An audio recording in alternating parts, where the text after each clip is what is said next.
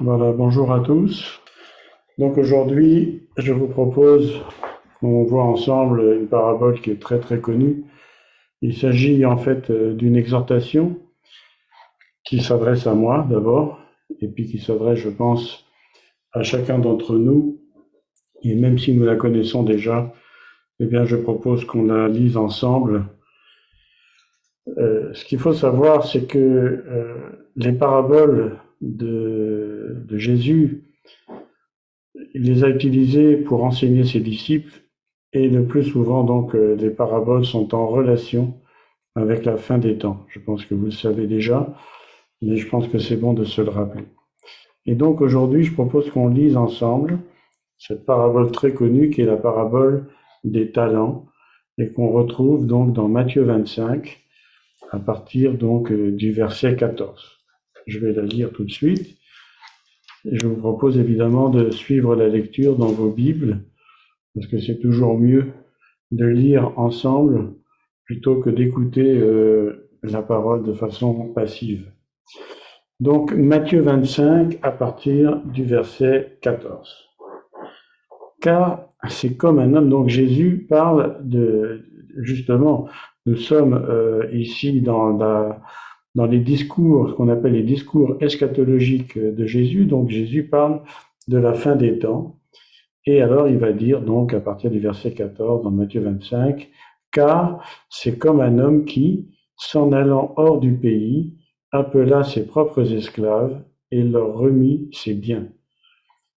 Et à l'un, il donna 5 talents, et à un autre 2, à un autre 1, à chacun selon sa propre capacité. Et aussitôt, il s'en alla hors du pays. Or, celui qui avait reçu les 5 talents s'en alla et les fit valoir et acquit 5 autres talents. De même aussi, celui qui avait reçu les 2 en gagna lui aussi 2 autres. Mais celui qui en avait reçu un s'en alla et creusa dans la terre et cacha l'argent de son maître. Et longtemps après, le maître de ses esclaves vient et règle les comptes avec eux. Et celui qui avait reçu les 5 talents vient et apporte les 5 autres talents en disant, Maître, tu m'as remis 5 talents. Voici, j'ai gagné 5 autres talents par-dessus. Et son maître lui dit, Bien, bon et fidèle esclave, tu as été fidèle en peu de choses, je t'établirai sur beaucoup. Entre dans la joie de ton maître. Celui qui avait reçu les 2 talents vint aussi et dit, Maître, tu m'as remis 2 talents, voici, j'ai gagné 2 autres talents par-dessus. Son maître lui dit, Bien et bon et fidèle esclave, tu as été fidèle en peu de choses, je t'établirai sur beaucoup, entre dans la joie de ton maître. Et celui qui avait reçu un talent vint aussi et dit, Maître, je te connaissais, que tu es un homme dur, moissonnant tu n'as pas semé, et recueillant tu n'as pas répandu. Et craignant, je m'en suis allé, et j'ai caché ton talent dans la terre. Voici, tu as ce qui est à toi. Et son maître, répondant, lui dit, Méchant et paresseux esclave, tu savais que je moissonne où je n'ai pas semé, et que je recueille où je n'ai pas répandu. Tu aurais donc dû placer mon argent chez les banquiers, et quand je serai venu, j'aurais reçu ce qui est à moi avec l'intérêt. Ôtez-lui donc le talent, et donnez-le à celui qui a les 10 talents, car à chacun qui a, il sera donné, et il sera dans l'abondance. Mais à celui qui n'a pas, c'est cela même qui lui sera ôté. Et jetez l'esclave inutile dans les ténèbres du dehors, là seront les pleurs et les grincements de dents. Alors évidemment, cette parabole, elle est un petit peu gênante quand même. Quand on la lit, d'abord, ce qu'il faut savoir, c'est qu'un talent, donc ça correspond à un sac d'argent, donc d'après les études qui ont été faites, ça correspond quand même à 6000 jours de salaire.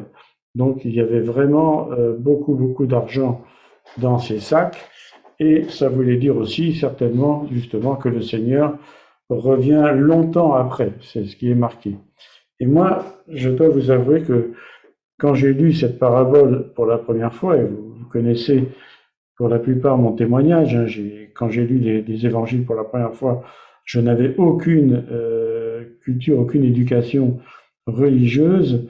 j'avais découvert la personne de Jésus, j'étais émerveillé par Jésus, mais je dois vous avouer que quand j'ai lu cette parabole, j'ai quand même été étonné, j'ai été surpris, parce que finalement, ce que dit Jésus ne correspond pas à ce qu'on a l'habitude d'entendre. On a l'habitude d'entendre qu'on doit se répartir les richesses dans notre culture moderne, et là, en fait, on voit à celui qui a, on donnera, et à celui qui n'a pas, on enlève. Donc là, je me disais, question inégalité sociale, etc., c'est pas évident, donc j'avais du mal à comprendre. Et d'ailleurs, avant, j'avais déjà lu, puisque j'avais commencé à lire les évangiles dans Matthieu 13, 11, 12, alors c'est encore plus surprenant, Jésus répond, parce qu'il vous a été donné de connaître, il parle justement des paraboles, hein, et parce qu'il vous a été donné de connaître les mystères du royaume des cieux, et que cela ne leur a pas été donné, car on donnera à celui qui a, et il sera dans l'abondance. Mais à celui qui n'a pas, on notera même ce qu'il a. Alors, ça vraiment, j'ai trouvé ça très étonnant, et je me suis toujours posé beaucoup de questions par rapport à ces paraboles. Et en plus, alors ce malheureux serviteur, bon, finalement, qu'est-ce qu'il avait fait de mal? Il avait eu peur, il a caché le talent, il était peut-être timide, et on le traite de paresseux, de méchant, et on le condamne aux ténèbres. Qu'est-ce qu'il avait fait de mal?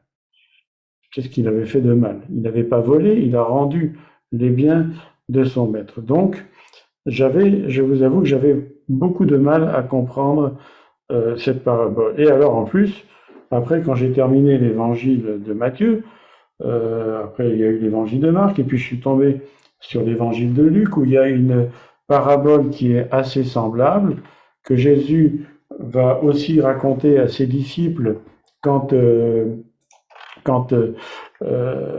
après avoir parlé avec Zaché, probablement il était d'ailleurs encore dans la maison de Zaché, il parlait, et il y a une parabole à peu près, qui ressemble beaucoup, c'est ce qu'on appelle la parabole des mines, et je vais juste lire deux versets, donc versets 11 et 12 dans l'évangile de Luc au chapitre 19.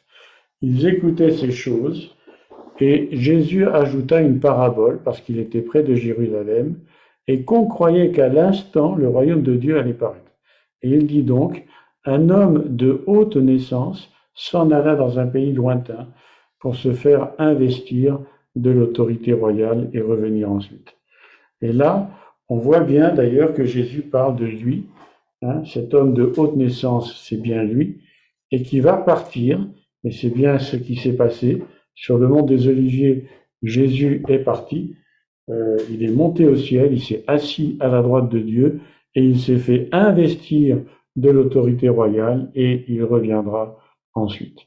Et donc, d'abord, on précise, hein, comme je l'ai dit, que ces paraboles sont des images, hein, c'est un type de narration d'ailleurs qui est tout à fait orientale, hein, qui correspond donc à la mentalité orientale, et ce sont des illustrations qui sont destinées à faciliter la compréhension de ceux qui les écoutent. Et donc, ce qui est important, bien entendu, c'est de retirer l'esprit de la parabole et non la lettre, et surtout de faire très attention et d'éviter tout dogmatisme au sujet des paraboles, même si les paraboles de Jésus, justement, sont remplies d'indices très intéressants, comme on vient de le lire, un retour tardif du Seigneur. Alors, qu'est-ce que nous enseignent ces paraboles? D'abord, les paraboles nous enseignent donc dans la version seconde, il était parlé de serviteurs. J'ai lu la parabole dans une autre version, je crois que c'était la version Marty ou je ne sais plus trop quoi, qui parle d'esclaves. Pourquoi? Parce que justement, le mot utilisé, c'est esclave. Et c'est intéressant parce que justement, Paul aussi se définit lui-même comme esclave dans ses épîtres. Par exemple, dans Romains chapitre 1, verset 1, Paul écrit, et Paul se dit donc Paul, serviteur de Jésus-Christ, appelé à être apôtre, mis à part pour annoncer l'évangile de Dieu. Et le mot grec qui est utilisé par Paul, c'est doulos, qui veut dire esclave, et c'est exactement ce mot qui est utilisé donc dans les deux paraboles qu'on vient de citer, à savoir donc la parabole des talents et la parabole des mines.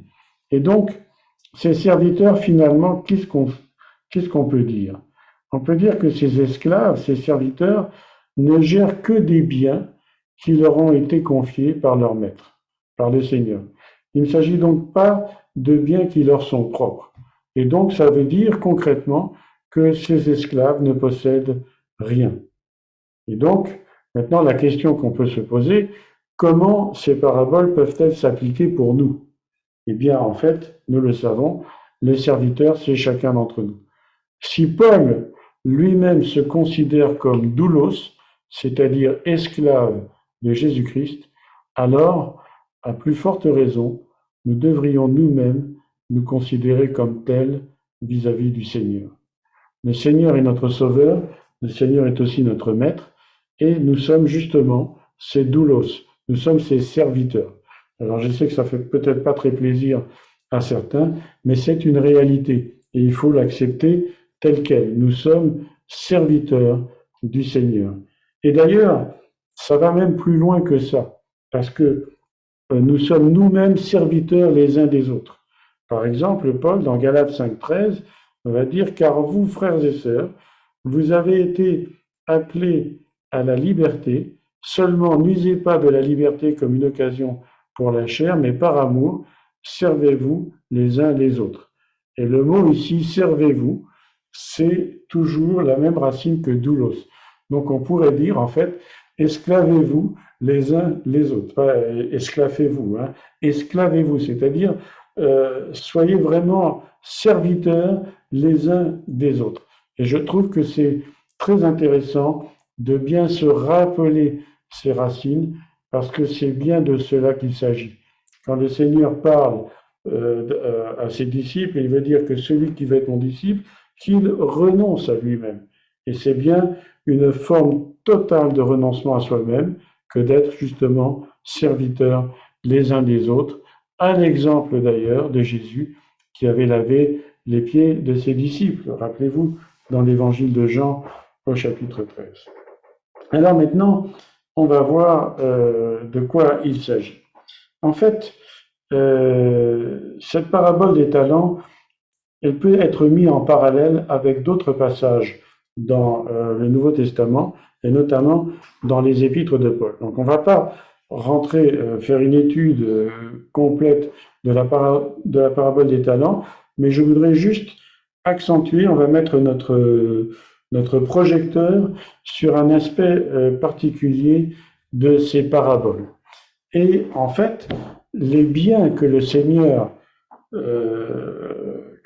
nous donne à chacun d'entre nous, et qui sont donc illustrés par les talents dans la parabole des talents et par les mines dans la parabole des mines, eh bien les biens, ce sont les dons de Dieu, ce sont les dons du Saint-Esprit par lesquels nous avons été scellés. Et donc, par exemple, on peut lire dans la seconde épître aux Corinthiens, chapitre 1, versets 21 et 22, « Et celui qui nous a fermis avec vous en Christ et qui nous a oints, c'est Dieu, lequel nous a aussi marqués d'un sceau et a mis dans nos cœurs les arts de l'Esprit. » Et ça, c'est intéressant. Et vous allez voir donc le parallèle qu'on va faire avec la parabole des talents, justement, c'est ce sceau. Le sceau du Saint-Esprit, c'est la marque que le Seigneur nous a donnée lors de notre nouvelle naissance, lorsque nous sommes nés d'en haut. Et le sceau, ce sceau, nous avons été scellés du Saint-Esprit. Ce sceau, c'est une marque de propriété. En nous scellant, le Seigneur met sur nous son empreinte, afin que se réalise, par exemple, 1 Corinthiens 6, 19, 20, « Ne savez-vous pas que votre corps est le temple du Saint-Esprit qui est en vous, que vous avez reçu de Dieu, et C'est ça, ce point-là que je voudrais souligner maintenant, mettre en exergue, et que vous ne vous appartenez pas à vous-même, car vous avez été racheté à un grand prix. Glorifiez donc Dieu dans votre corps et dans votre esprit qui appartiennent à Dieu.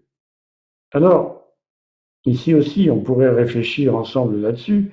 On va juste voir quelques détails. En fait, Dieu est tout-puissant. Tout l'univers lui appartient. Tout a été créé par lui et pour lui, que nous soyons croyants ou non croyants, que nous soyons chrétiens ou non.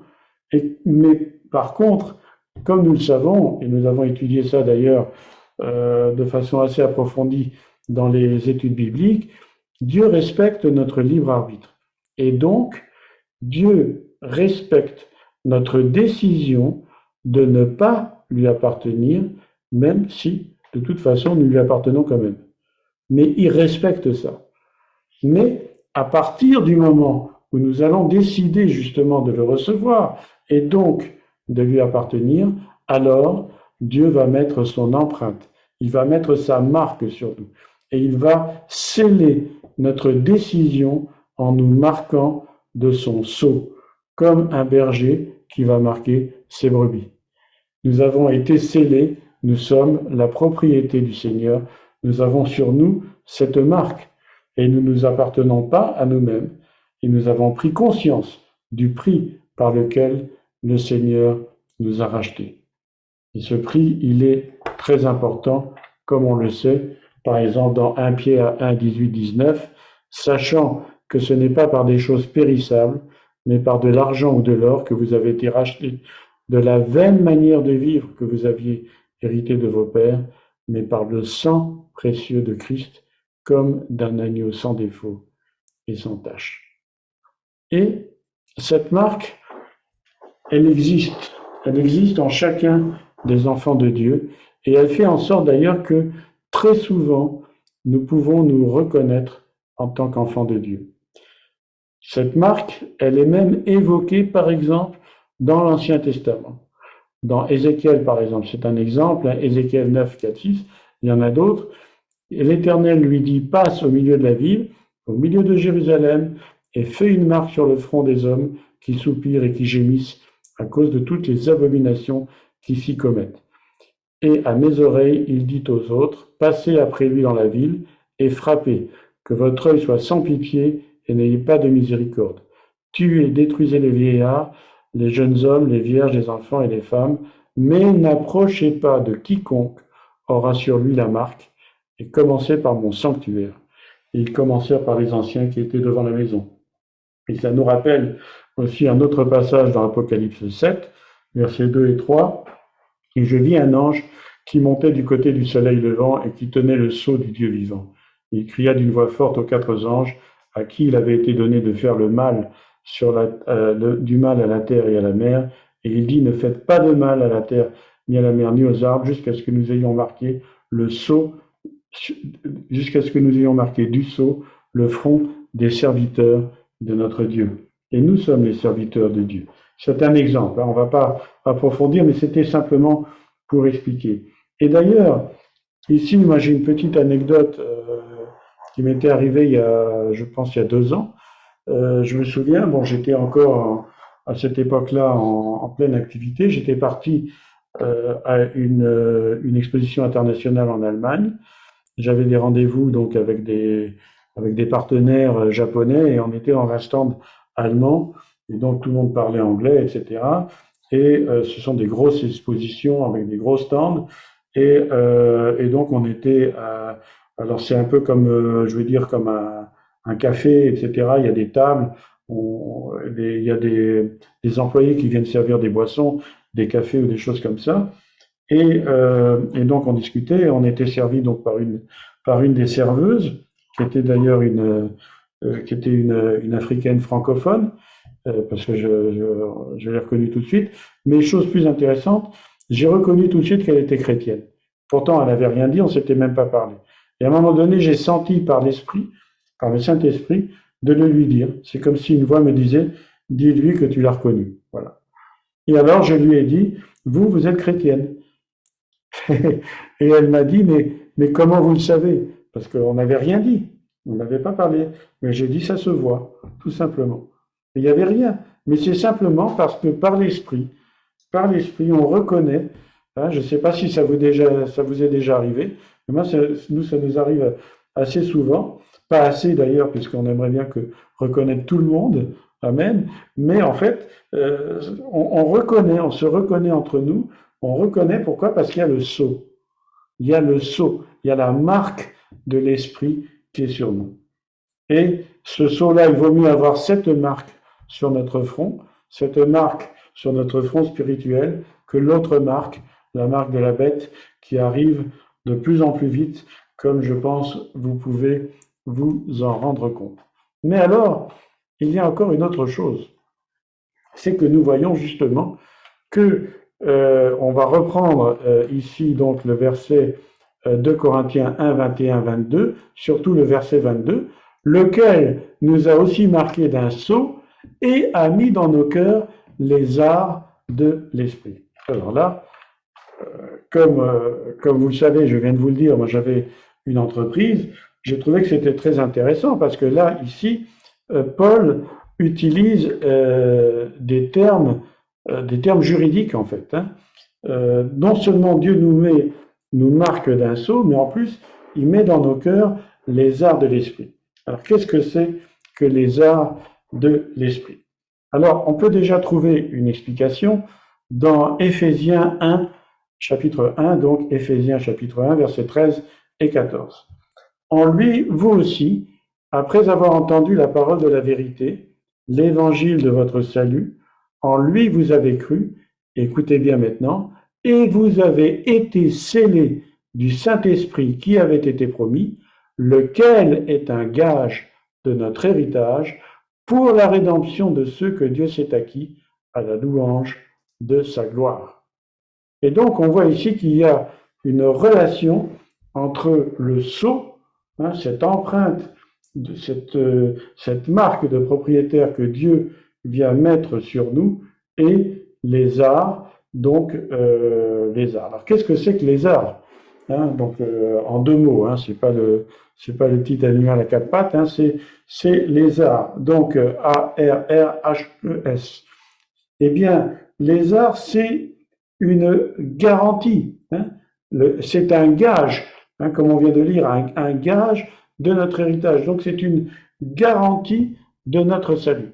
Alors évidemment, encore une fois, on va dire l'ancien directeur ou chef d'entreprise que j'étais, je le suis un petit peu toujours, mais là maintenant c'est un petit peu ralenti, eh bien moi ça m'a fait penser un petit peu à ce qui se passe dans le monde des affaires. Pourquoi? Parce que pendant toute ma carrière, moi j'ai dirigé des entreprises et surtout des entreprises de construction de machines spéciales. Alors, qu'est-ce que c'est que les machines spéciales? Bah, comme le nom l'indique, ce sont des machines qui sont construites un petit peu à la demande du client, suivant les besoins. Donc, ça coûte extrêmement cher. Le processus de vente est très long. Et entre les premiers contacts avec un client et la finalisation de la commande, il peut s'écouler parfois, enfin, toujours des mois, vraiment de très longs mois et même parfois des années. Par contre, comme ce sont des machines qui coûtent très cher, le chiffre d'affaires engendré est important et donc on peut s'imaginer, quand on est en contact avec un client, qu'on attend évidemment la décision du client avec beaucoup d'impatience, avec beaucoup d'intérêt. Et donc, lorsque le client nous annonce qu'il a pris la décision, toute la société est contente. Je me souviens qu'une fois même, j'avais mis un Alléluia comme ça de Handel dans la société quand on avait reçu une très belle commande des clients.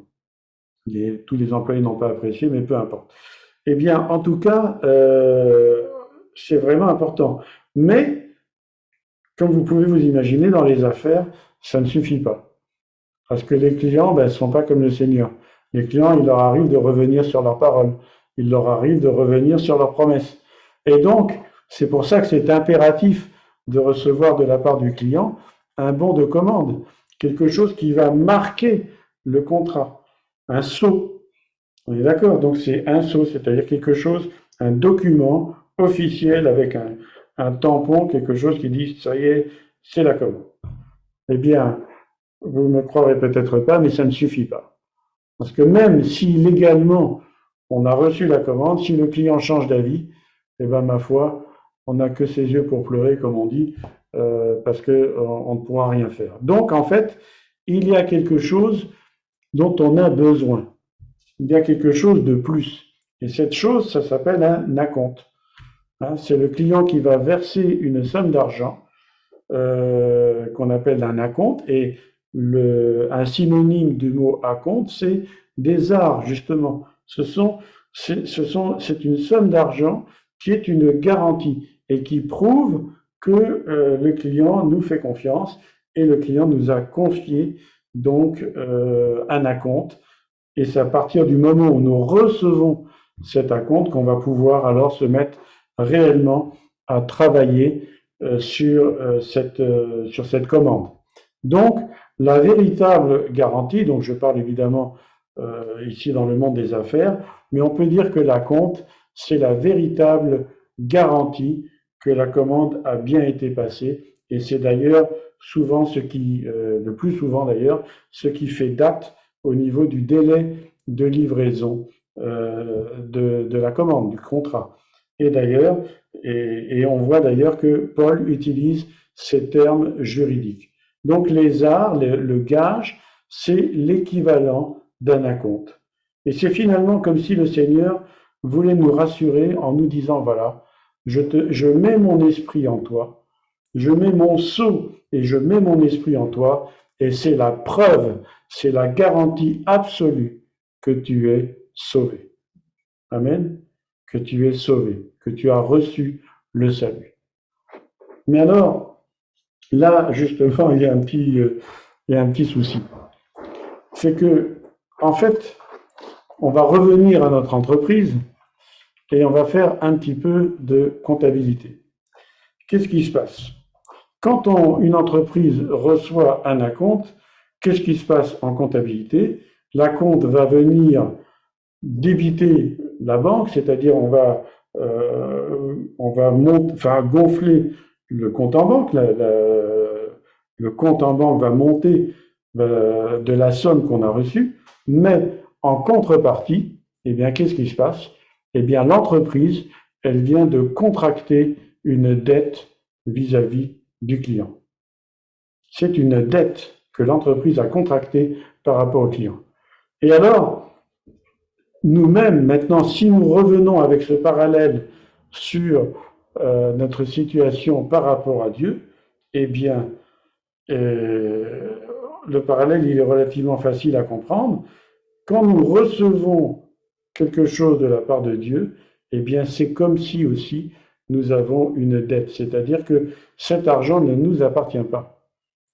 Et donc, on bénéficie bien entendu du don gratuit de Dieu.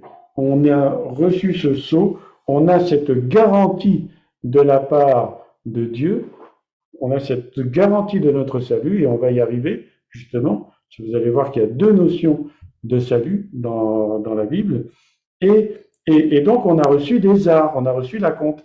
Mais en fait, ces arts, cet argent spirituel que le Seigneur nous a donné, eh bien, on doit l'utiliser uniquement pour travailler à notre salut, et pas pour faire autre chose. Imaginons, par exemple, on revient à notre entreprise, hein, donc on a une très belle commande, donc du coup, on a un très gros acompte, hein, et alors, au lieu d'utiliser cet acompte pour travailler à la construction de la machine, on va partir en croisière aux Bahamas, hein, dans un super all-inclusive, etc. Et puis au bout de 6 mois, le client va téléphoner, il dit bon, où elle en est la machine?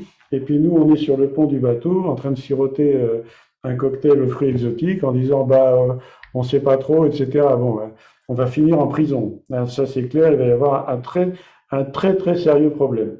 Voilà. Donc en fait, ce qu'il faut bien comprendre, c'est que la garantie que nous recevons de la part de Dieu de notre salut, c'est en même temps, d'une façon juridique, je ne parle pas ici d'une comptabilité avec Dieu, mais c'est un engagement que nous prenons vis-à-vis de Dieu pour faire fructifier justement, pour travailler avec ce don que nous avons reçu de Dieu, avec cette garantie, avec cet acompte.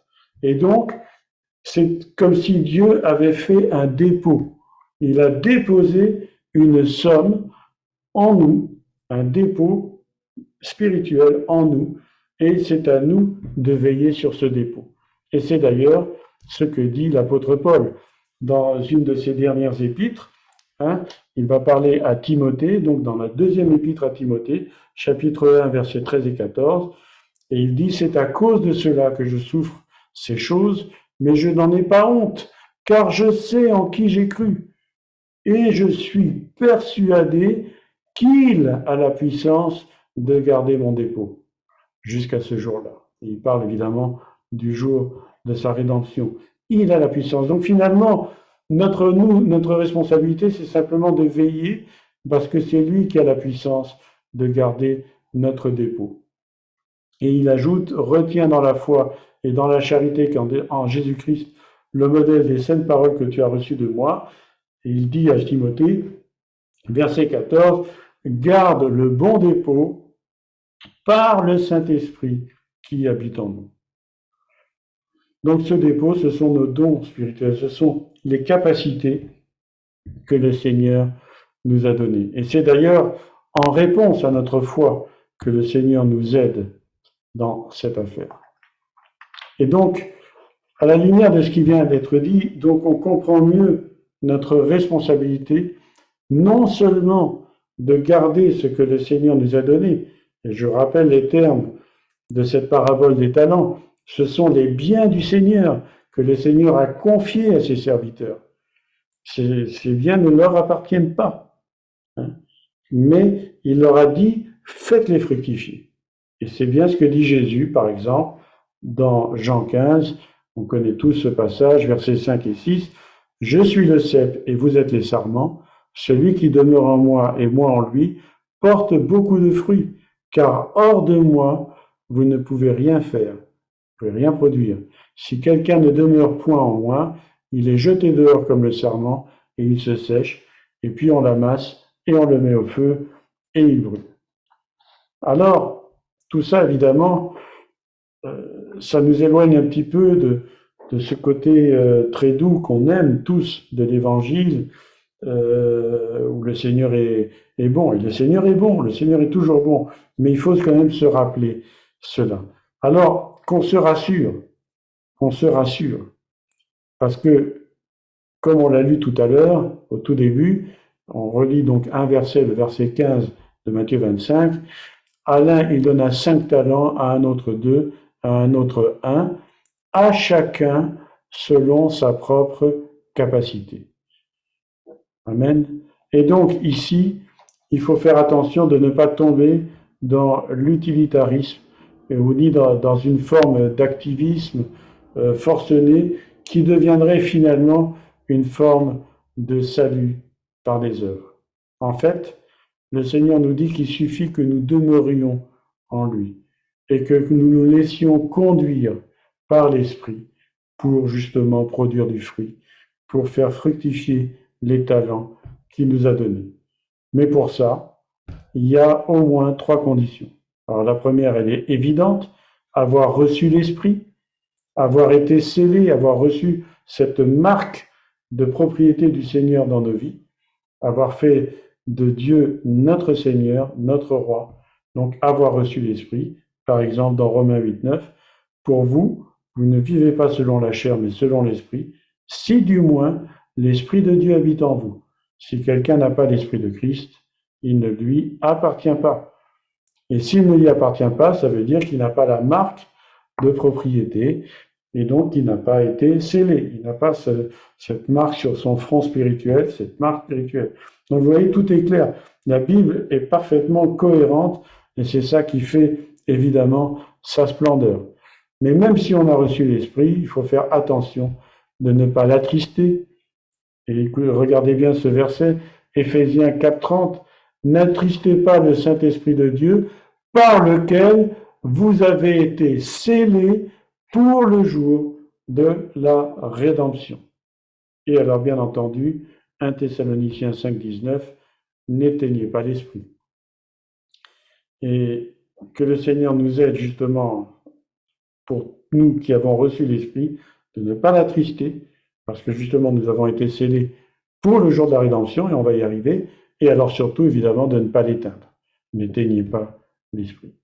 Alors, ici justement, il faut bien comprendre que nous avons été scellés pour le jour de la rédemption.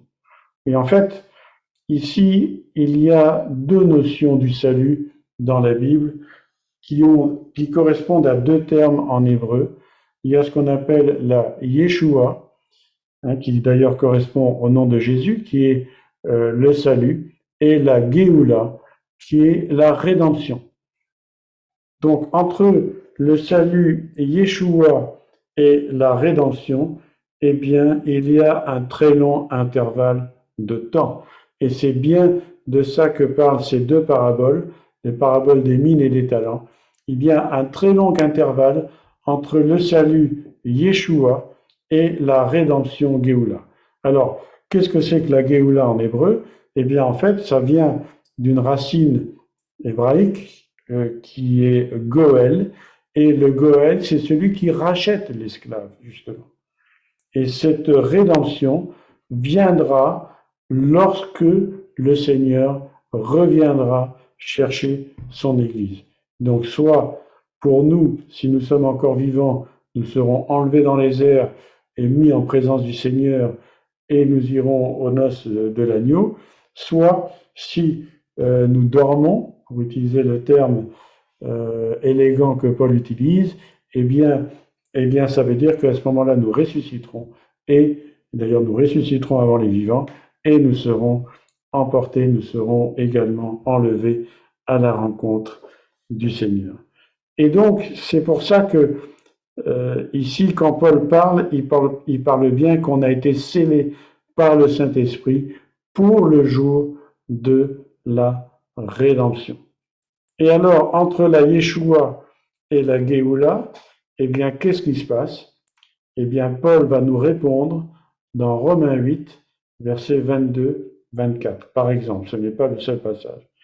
Et qu'est-ce qu'il dit, Paul? Il dit, nous savons que jusqu'à ce jour, la création tout entière soupire et souffre des douleurs de l'enfantement. Et ce n'est pas elle seulement, mais nous aussi qui avons les prémices de l'Esprit.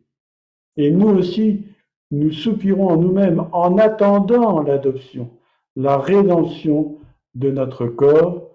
Et écoutez bien maintenant le verset 24, car c'est en espérance que nous sommes sauvés. Et d'ailleurs, la traduction exacte, c'est car c'est en espérance que nous avons été sauvés. Et ça, c'est tout à fait encore intéressant, puisque ici, Paul va mélanger le futur et le passé. Qu'est-ce qu'il dit? Il dit qu'on a été sauvés, mais en espérance. C'est-à-dire, on a été sauvés dans le passé, mais ce véritable salut se produira plus tard. Et c'est toute la différence donc entre le salut Yeshua et le salut Géoula, la rédemption. C'est la différence entre le salut du départ et la rédemption. Et c'est bien ce qu'il dit dans 2 Corinthiens 5, versets 1 à 5. Nous savons en effet que si cette tente où nous habitons sur la terre est détruite, nous avons dans le ciel un édifice qui est l'ouvrage de Dieu, une demeure éternelle qui n'a pas été faite de main d'homme. Nous aussi, nous gémissons dans cette tente, désirant revêtir notre domicile céleste. Si du moins, nous sommes trouvés vêtus et non pas nus. Car tandis que nous sommes dans cette tente, nous gémissons accablés, parce que nous voulons non pas nous dépouiller, mais nous revêtir, afin que ce qui est mortel soit englouti par la vie. Et celui qui nous a formés pour cela, c'est Dieu qui nous a donné les arts de l'esprit.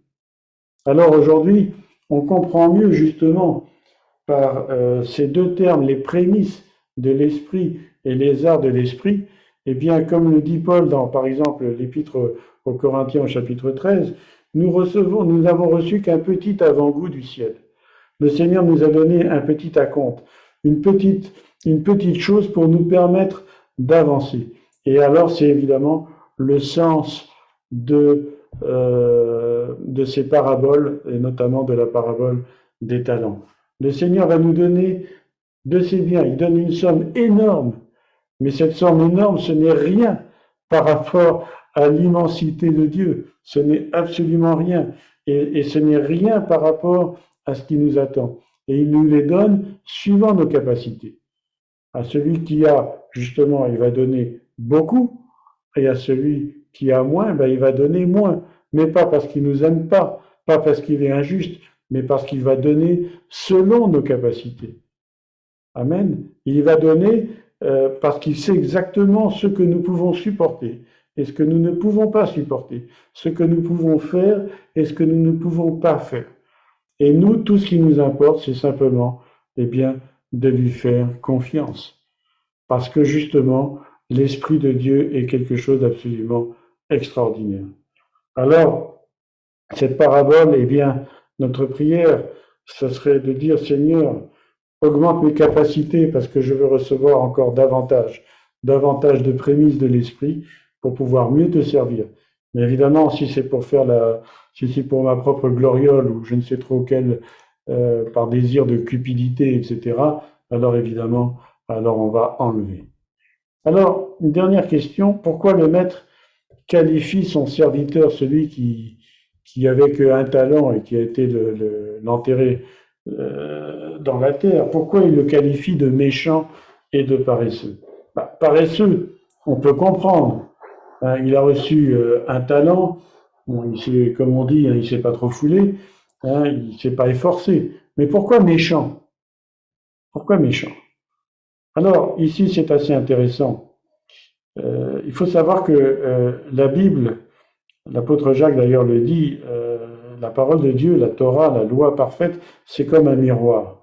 Et en fait, ce serviteur, qu'est-ce qu'il a fait? Il a projeté sa propre méchanceté sur son maître. Et c'est parce que lui-même, il est méchant. C'est parce qu'il va prêter un comportement malhonnête à Dieu. En fait, il va avoir une image de Dieu qui correspond à sa mauvaise image. C'est une inversion totale. L'homme a été créé à l'image de Dieu. Nous avons tous en nous l'image de Dieu. Mais si nous ne sommes pas attachés, si nous ne demeurons pas en lui, alors l'inverse se produit. Et à ce moment-là, nous allons projeter notre mauvaise image sur Dieu. Et c'est pour ça que le Maître, et donc Jésus va lui répondre dans Luc 19, 22, et il lui dit, je te juge sur tes paroles, méchant serviteur. Tu savais que je suis un homme sévère, prenant ce que je n'ai pas déposé et moissonnant ce que je n'ai pas semé. Et donc, si tu me projetais et me voyais comme méchant, eh bien à ce moment-là, tu aurais dû faire encore plus attention.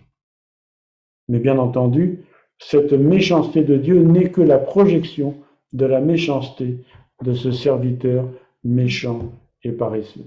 Et c'est la raison pour laquelle, eh bien, il va être puni. Et c'est bien notre tendance, si on y réfléchit et si on ne fait pas attention. Nous avons tendance à nous projeter sur les autres, à projeter nos propres caractéristiques sur les autres et surtout, malheureusement, les défauts. Un menteur va se méfier des autres parce qu'il va penser que tout le monde ment puisque lui-même ment. Un égoïste va souffrir de l'égoïsme des autres. Il va projeter son propre égoïsme sur les autres et il va en souffrir parce que justement il va recevoir l'égoïsme, il va être beaucoup plus sensible à l'égoïsme. Un hypocrite, idem, etc., etc. En fait, qu'est-ce que dit ce serviteur de son maître? Eh bien, il dit que son maître est méchant, etc. Donc, qu'est-ce que ça prouve? Ça prouve tout simplement que ce serviteur ne le connaît pas. Alors, qu'il n'en soit pas de même pour nous. Parce que Jésus dit justement, dans Jean 17, 3, la vie éternelle, c'est qu'ils te connaissent, toi le seul vrai Dieu, et celui que tu as envoyé. Et si le serviteur l'avait réellement connu, eh bien, il lui aurait fait confiance, parce qu'il savait, il aurait su que le maître était bon, que le maître était généreux et miséricordieux. Si nous le connaissons vraiment, nous savons qu'il nous aime, et qui nous donnera jamais, il ne nous donnera jamais des choses impossibles. Et donc, ayons la foi, gardons cette foi, gardons le dépôt, faisons-le prospérer, ce dépôt qu'il a placé en nous, et qui est une marque de sa confiance vis-à-vis de nous. Alors, rendons-lui grâce au sens étymologique du terme, c'est-à-dire Dieu nous a fait une grâce, alors rendons-lui grâce en prospérant et en faisant prospérer ce don. Et je termine maintenant. On a dans notre vie, et je parle pour moi, on a pu être découragé pour diverses raisons. Et souvent, malheureusement, nous sommes découragés par ce qui se passe dans des églises, dans nos églises. Et quand je dis par ce qui se passe, ou alors par ce qui ne se passe pas, justement, dans nos églises. Et souvent, on confond justement l'église locale avec le Seigneur. Et parfois, nous commençons à avoir une vision erronée de Dieu. Nous avons, après, peut-être par nos pensées, par nos actions, attristé l'esprit, même parfois, nous avons pu l'éteindre. Mais le Seigneur dit qu'il ne souffle pas sur le lumignon qui fume encore. Au contraire, il va essayer de le ranimer. Alors, pour terminer, on va terminer sur une bonne nouvelle. Et cette bonne nouvelle, mes chers frères et sœurs, c'est qu'il est encore temps. Il est encore temps pour chacun d'entre nous, si il se trouve que peut-être nous avons un talent qui a été enterré, eh bien, il est encore temps de déterrer ce talent. Il est encore temps de regarder ce dépôt qui nous a été confié et de voir comment nous pouvons le faire fructifier, comment nous pouvons mieux encore servir le Seigneur, mieux rentrer dans notre appel en discernant le ou les dons, voire le ministère qui nous ont été confiés ou attribués. Le Seigneur est proche. C'est ce que dit d'ailleurs Paul dans l'Épître aux Philippiens. Le Seigneur, il est vraiment tout proche. Et l'actualité nous montre chaque jour que vraiment nous sommes à la limite. C'est comme une corde qui est hyper tendue. On sent que ça va péter, c'est clair. Ça, on sent que le Seigneur est vraiment très très proche. Mais, et c'est à la fois la bonne et la mauvaise nouvelle, mais c'est peut-être la bonne nouvelle justement. Il n'est pas encore venu. Il n'est pas encore là, le Seigneur. Et on peut encore faire des choses. Et celui qui n'a pas encore travaillé pour le Seigneur, peut-être le talent est enfoui, eh bien peut-être aujourd'hui, en écoutant ce message, eh bien tu vas te rappeler où tu as enterré ce talent. Tu vas te rappeler où est-ce qu'il est. Et tu vas retourner. Tu vas retourner à la terre, tu vas le déterrer, tu vas dire Seigneur, voilà, j'ai pas envie de te rapporter ce talent tel que je veux vraiment le faire fructifier. Et le Seigneur va nous aider. Le Seigneur va vraiment nous aider. Et comme Paul le dit dans Romains 12, 11, ayez du zèle et non de la paresse. Soyez fervents d'esprit, servez le Seigneur. Ayez du zèle, ça veut dire soyez bouillonnants, soyez vraiment fervents, soyez vraiment remplis du feu de l'esprit pour servir le Seigneur, pour servir les frères et sœurs, pour que réellement le nom du Seigneur soit glorifié dans nos vies. Que le Seigneur vous bénisse. Le titre du message, c'était évidemment « Que fais-tu de tes talents ?» Que le Seigneur vous bénisse.